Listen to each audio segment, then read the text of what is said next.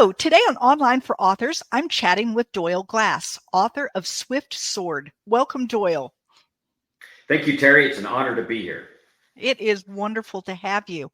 Before we really get into the book, why don't you tell listeners what it is that they're going to find when they open the cover? This is a gritty, sometimes hard to read because of the nature of the book, nonfiction true story about combat at the Marine grunt level in Vietnam. To me, it's a piece of history that we as Americans and all people need to know about what happens when we send our young people in to fight our wars. So it's a nonfiction, hard read. It's chaotic, but it's a true story. Right. The chaos, there's a reason for the chaos. It's because war is chaotic, right?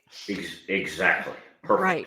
So I was reading in your foreword that you're not a veteran and you've not been to war. And yet you decided to write a book about the Vietnam War. I'm curious, what possessed you to decide to do something that big, that's kind of out of your experience level? And then why this particular battle? Those are both great questions. So no, I'm not a veteran, but I'm a history guy. I love history. I've always been fascinated by historical stories. I grew up, listening about the greatest generation, World War II. Mm-hmm. And in the 90s and the early 2000s, I think we did a great job of honoring our greatest generation. And we, had movies, Saving Private Ryan, books, Band of Brothers, and the World War II Memorial was created. So I really thought that was great. But I also grew up as a, teenager during the Vietnam War. And I remember the stories, Walter Cronkite on TV talking about Vietnam. That's how he pronounced it. Yes. And, our young people going to fight, and then the rough time that they had when they came home, often from our countrymen. And I thought, well, okay, wait a minute. I'm at a moment in time where now somebody needs to write about them, just as we did their fathers, many of whom served in World War II. And I thought, okay, well, we don't have a lot. I want to do something like this. Do it. As far as this particular battle, I wrote another book, Lions of Medina, about another battle in Vietnam. And when researching lions, I came across Operation Swift. And the first day of Operation Swift was September 4th, 1967. Many of the action, the main combat in Vietnam occurred on, quote, smaller scales than the big battles of World War II, like the Battle of the Bulge. So this was a, quote, small unit action, just as vicious as those battles. And I wanted to, with Swift Sword, tell basically a 24-hour story of combat in Vietnam. My inspiration for that book, and in fact, I was giving a charge by the commander on Swift Sword, Lieutenant J.D. Murray. You need to write this like the World War II book called With the Old Breed by E.B. Sledge. That is an autobiographical account of that Marine's battle on Peleliu and Okinawa. It's a very hard read. The HBO miniseries, The Pacific, is partially based on that. So I read that and I said, okay, I need to do this for the Vietnam War. And then I went off and started interviewing. Right. And you did a lot of interviews. I also realized you said that this is your second edition of Swift Sword. So yes. I'd like to know, what is the big difference between edition 1 and then this edition that has come out now? That's another great question. So in the early 2000s, I spent several years actually tracking down veterans of Operation Swift, interviewing them basically over the telephone, having those interviews transcribed so that, would have them to write the book. At the time that I was writing that, my wife was diagnosed with breast cancer, and it turned out to be terminal. So at the time that I was writing the first edition of Swift Sword, I was helping my young daughter and son, and wrote the first edition, was pleased with it. But then literally a decade later, going back to look at it, I'm going, okay, it's not finished. It's not complete. Yeah. It's not what it should be. And the miracle of the cloud, all of those interviews that I talked about, all those transcribed interviews were still in my email. I've moved since then, lost a lot of material. Everything was still there. The second edition, I go back and insert more quotes, direct quotes from the veterans, many of whom are no longer with us, so that they are telling the story, not me, and it comes from them. So those quotes, those words of those veterans really complete the story of Swift Sword. And that's the main difference between the second and first edition. Yeah, I think that if I remember correctly, all of the quotes from soldiers you did in italics, and often those were the things that were very, like, would catch in my throat. You know, I'm reading and I get that kind of, ooh, wow. Not that everything else, I think everything else brings it so that when they say what they say, it just catches you. I can't explain what I really mean here, but it's like you provide the beautiful backdrop, right? So that their words can have an amazing impact. And that, yeah, I'm really glad to hear you say that. That it makes me feel really good, because that's exactly what I wanted to do, was to set the stage so that they could tell their story. Right. And Terry, writing this was, I look at it as writing a 3-dimensional puzzle without having the pieces. The pieces are in a haystack somewhere. Right. So finding those pieces, see where they fit, put it in the 3D chaos of this 24-hour period, and then setting the stage so that Marine can tell his piece of the story, and to have it catch in your throat, like you said. My job's done. Super. Super, perfect. You just end right now, right? That's right. So that's exactly what I set out to do. So one of the things that really made me ticked off was the M16 failure. Right? The M16, it kept jamming during combat, and then the malfunction was blamed on the soldiers for not keeping their guns clean enough. And it turns out that really wasn't the case. I mean, I'm sure there were some issues because of the weather and the dirt and the whatnot, but it wasn't because we had a bunch of soldiers out there not doing their job. And I even went back and looked at that, like, even recent articles that are stating that, oh, it's unfortunate the M16 was seen as unreliable. And it was like, but it jammed and it jammed and it jammed and it jammed.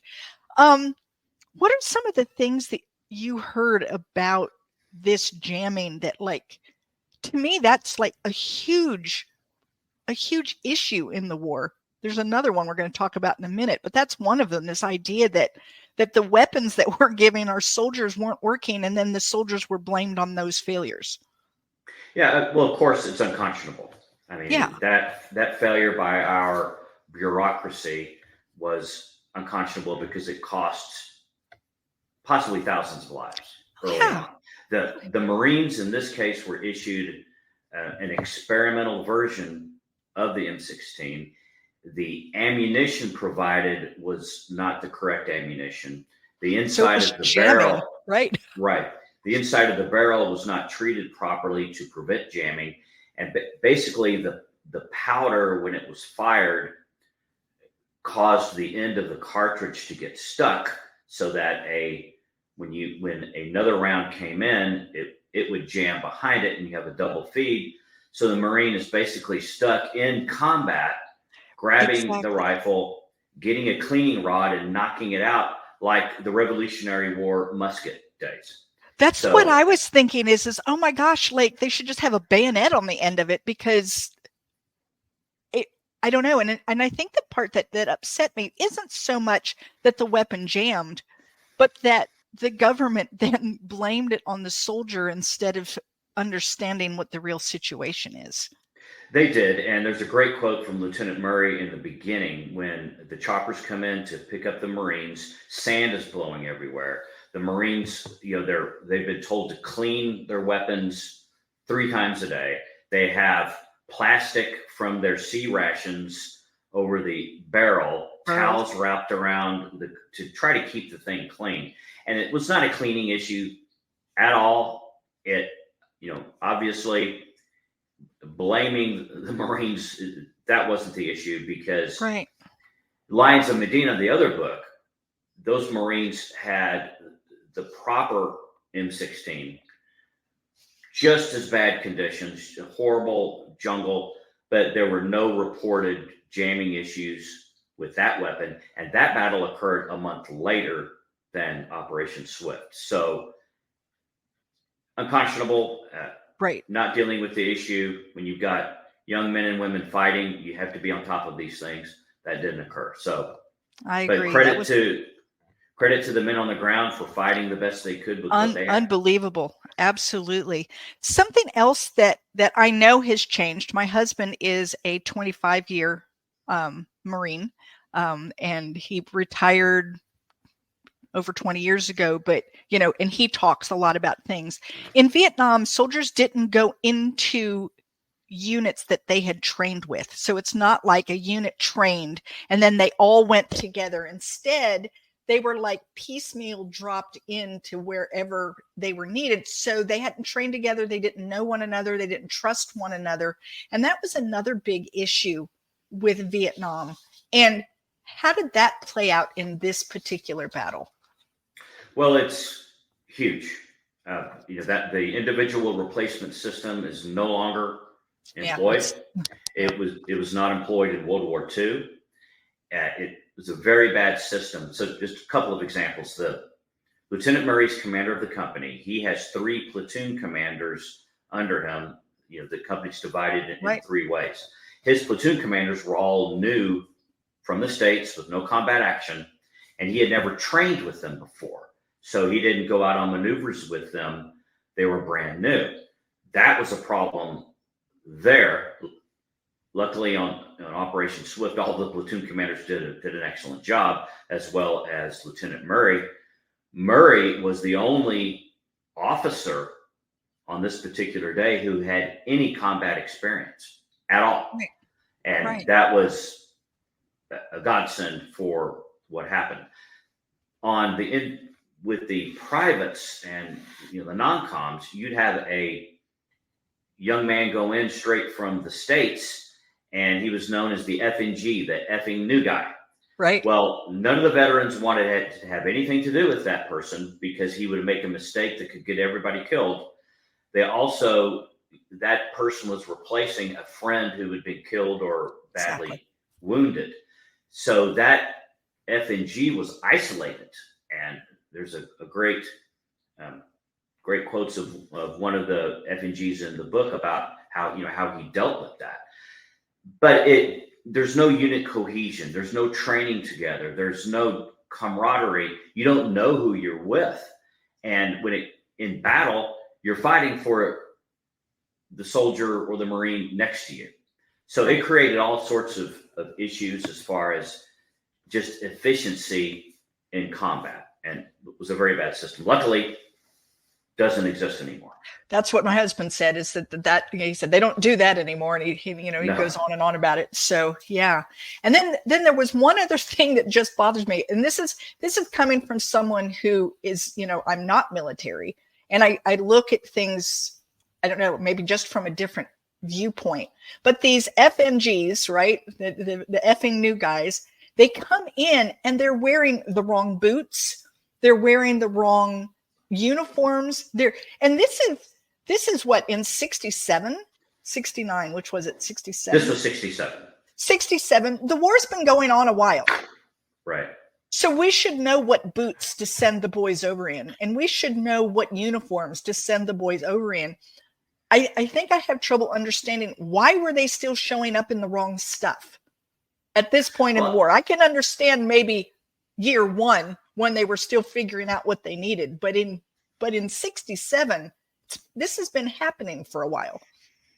Well, that's another great point. I think, unfortunately, what we had were, our young men were being killed and badly wounded, and they had to get men in place to replace them as soon as possible. So it's just a conveyor belt. Go in. You got, okay, you're wearing which, okay, go. We've got urgency, got to put a man in place. So yeah, it's just one of the issues with that war. Yeah, I'm reading a fiction book right now, Vietnam era, and it's about nurses in Vietnam and how they arrived in these starched uniforms with hose and heels, and it's like, and so these new women, they come in and they're all like shocked because there's no regulation, anything. People are like, get out of that and put on something that makes sense. And you can't have the little cap on your head. That's ridiculous. It's going to fall into the blood that we're trying to clean up over here. And it's like what was learned in the States didn't really match what they ended up with when they got to Vietnam. That's, the old axiom, all the plans of war go out the door when you're in combat. Yeah. And for the Vietnam era, we can't give enough credit to the nurses and doctors, because being able to medevac, wounded soldiers and Marines out of combat and getting them onto the hospital ships and into the nurses and doctors saved a number of lives. Oh yeah. It seems like generally, it would have been very hard to have been on the front lines as either a soldier or the doctor, as you're trying to deal with the mass destruction that's happening and it was crazy. Everything about it just kind of, like you said, it's a difficult read. It's not something that you sit down and say, oh, well, this is a fun Saturday afternoon read. It's a hard read, but I think it's something that we need to read. We need to really understand, first of all, what our Vietnam vets are experiencing now because of what they went through. And then let's figure out some lessons learned.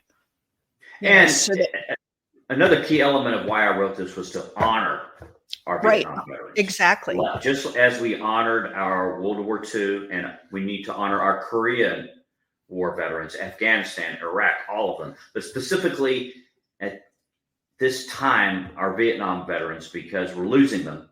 They're mid-70s. A lot of the men that I interviewed passed away from cancer, which Agent Orange, they walked through that stuff on patrol all the time. So that was another key thing, was that to tell their story, because there wasn't a history like this, like we have with World War II. It was a big gap.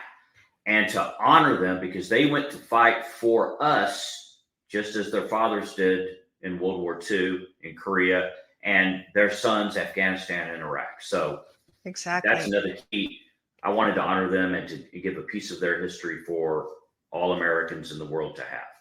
And I think that's really important, because a lot of what people know about the Vietnam War comes from like MASH and those kinds of. And that's not even the right war. That's Korea. Right.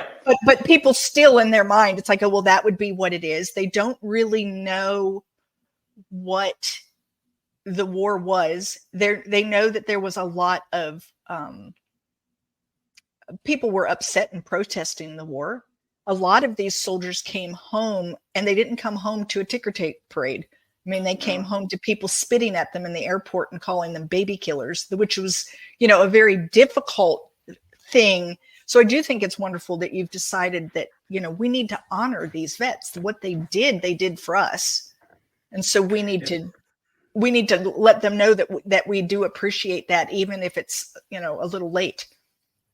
And that's Terry, that's such a great point, because the story of the Vietnam War, they'll talk about atrocities, and they'll talk about how just all of the negatives, without giving the proper due to the men and women that went to fight for our country. So it's an attempt, and will be successful with your podcast and getting the word out, to correcting that record about this war and the men and women who went to fight it.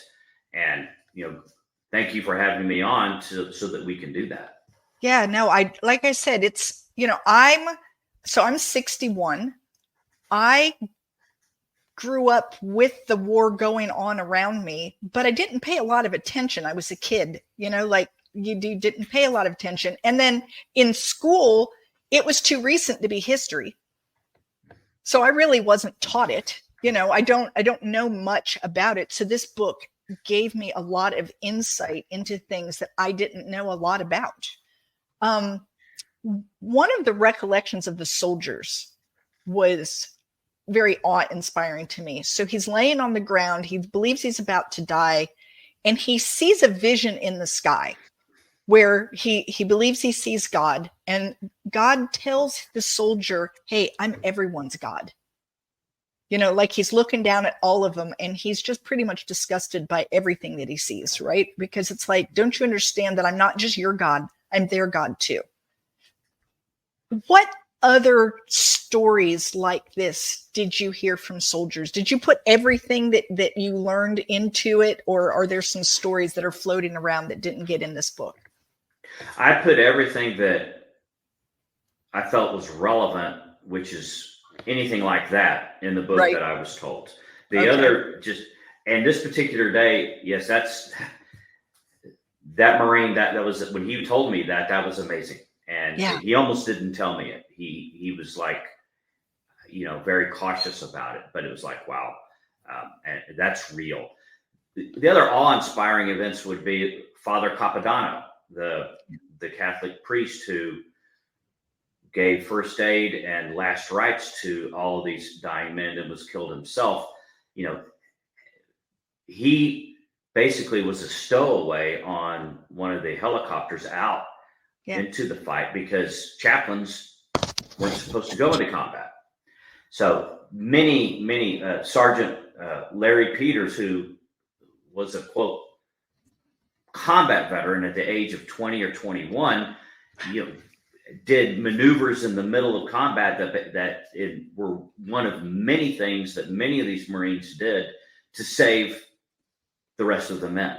So just Lieutenant Murray's leadership, the bird dog pilot who's in the Cessna overhead directing air support. Right. All these men in chaos, complete chaos, worked in concert together with all of these difficulties, the M16 jamming, the lack of training, and they all came together to save as many of their comrades as they could. And at the loss of many, they were not overrun. Their perimeter was not pierced. The Vietnamese did not win that day. And I think that is the part that is so amazing, is when you look at the odds in terms of the numbers coming against them versus the numbers that they had, and that there were tunnels and there were all of these other things that should have made it where we were not the victor in that particular battle. And yet there we were. I mean, one of the platoons even got set down in the wrong place and had to find their way into the battle because they were so far away. Lots of things that just didn't go as planned that could have really been the end. And it turns out that it was the end for several people. A lot of people died, but like you said, the United States was a victor in that battle that day. And you talk about different things that were told to me. Just a veteran just last 2 weeks ago, I was doing a video interview. He told me for the first time that a month or two before this battle, they would listen to Hanoi Hannah from North Vietnam, the radio broadcast, because the music was better. And Hanoi Hannah came on, or one of the reps did, and said, 5th Marines, we're coming to get you in the Quezon on Valley, meaning you're targeted. And this, my company 3-5. So that didn't happen. This attack by the NVA was part of the preparation for the Tet Offensive, which occurred in early 1968. A big piece of that offensive was knocked back and not put in play because of the Marines on Operation Swift and the victory that they achieved militarily which was the story in Vietnam, really from day one. The Americans won the majority of the battles, tactically. Strategically, different issue. Tactically, they won. Absolutely. Absolutely. So is there a particular story, a soldier's story, that stands out to you more than others? Oh, there's so many. I bring up Sergeant Peters, a young man from New York, who his first tour of Vietnam was spent back working in an orphanage for the Vietnamese children because he cared so much about the people of Vietnam. And he signed up for a second tour of duty to do the same thing, but Marines were being killed and wounded. He had to be put into battle, and he did his duty, and then performed with such brilliance in the middle of combat to organize his men in a tactical retreat to maintain the perimeter, basically circling the wagons. Right. And he lost his life in this defense. So he's just one, but there's so many. I think you just have to read the book to do that. I've mentioned Father Capodanno. I've mentioned the leadership of Lieutenant Murray, who was not even a captain, but still in command of the company. So I don't want to give short shift to anyone. It's just I can't remember all the stories. You're just going to go have to read the book. Right. And you do have a lot of stories. I also like that you have photographs that help us kind of get to know who these soldiers were, what they looked like. What is your big hope that a reader will take away? They're gonna read, they're gonna put the book down, and they walk away with what? What are you hoping? Another great question. Number one, honor our Vietnam veterans, what they did to fight for our country. Thank them for what they did, because they did not get the thanks when they came home. To your point, spit on, hide away, people trying to forget about the war. So that's number one, honor our Vietnam veterans. Second to that is to honor all of our veterans, Afghanistan, Iraq, because they're doing the same thing. I mean, they're fighting for us so that we can stand here and have our comfortable podcast and live in freedom. Exactly. Secondly, a key piece of history of the Vietnam War I don't see is out there. I don't see World War II. There's a lot written about. I mean, Guadalcanal, yes. Iwo Jima, right. Battle of the Bulge, Normandy. Right. There's not written about the Vietnam War because people wanted to forget about it. So read that, because it's this and Lions of Medina. I'm not trying to toot my own horn. I don't know many other books out there that address this like that. There's just not a lot. So a key piece of American history is in place. And I wanted to give that to the American people, and once again, to the Vietnam veterans to have a place in our history about what they did for us. So I would say those are and then 3, be very, very cautious about sending our young men and women into combat. A key problem in Vietnam was that units would go out and win a piece of terrain, beat the enemy, and then retreat back off of it. And the enemy would just simply come back and take that piece. Take it back again, right. And the Marines Marines or Army or whoever would have to go back and do it all again, lose more men. Strategically and tactically, that's bad. World War II, we didn't do that. In Korea, we didn't really do that. So win a war. If you're going to go to war, win it. Win it. Completely, right. 100%. And don't send men and women into combat unless your objectives are clear and winnable, so that we can then leave with the objective reached. Right. So those would be the three main things I hope the world to see about this. Fantastic. Doyle, what are you doing next? I'm hoping, or I'm assuming, that you're still writing. So what's up next for you? Oh, very exciting for me, because 7 years, a 7-year project. Yeah. So this is historical fiction. So Swift Sword and Lions of Medina are pure nonfiction. What I'm writing is a narrative nonfiction or historical fiction. It's about one individual. His name was Robert Benoist, Benoist, a French Grand Prix racing champion in the 1930s, World War I pilot, Grand Prix and Le Mans champion, executive with Bugatti in France in the 1930s, who, with the onset of World War II, became a member of Winston Churchill's Special Operation Executive, which was the fifth column in occupied France that Great Britain could harass and fight the occupying Nazis. So Benoist, at almost 50 years old, became an agent for Churchill's SOE. He's French, goes back into occupied France and fights the Germans basically as a saboteur. And that's all I'm going to give away. Oh, that sounds fantastic. It's a French James Bond, but it's real. It's James real. Bond's not real. Benoist was real. And the book starts off with World War I as a young pilot, then with his time as a Grand Prix and Le Mans racing champion, executive with Bugatti, celebrity. This guy was a celebrity in France. And to go undercover to work against the Germans as a celebrity was, as a well-known person, highly risky. And he didn't have to do any of this. He could have, so he goes back in and then works as a saboteur. So the book is written in first person, as if I'm seeing the world as Benoist did.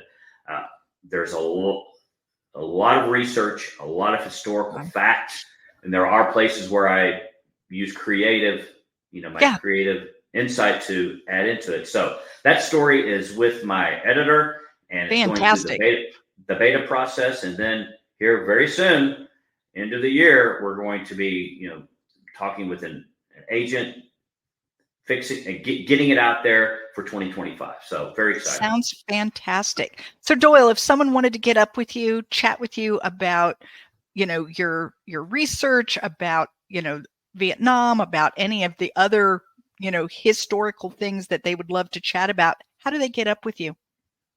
Well, online, my website, doyleglass.com. Email me there, become a subscriber, because we post about heroes consistently, about unsung heroes in all walks of life. So, and we periodically send out emails with regard to that. Also, go on to Facebook and Instagram, Doyle Glass Author Facebook page. We post a lot there.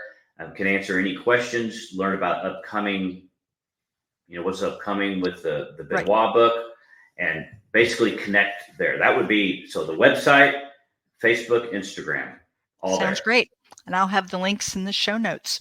Well, Doyle, Excellent. I want to thank you so much for being with us today. This has been a fabulous conversation. I'm so glad that I had the opportunity to read Swift Sword, and I recommend everybody run out, grab it, read it, review it. We all love those reviews. And again, thank you, Doyle.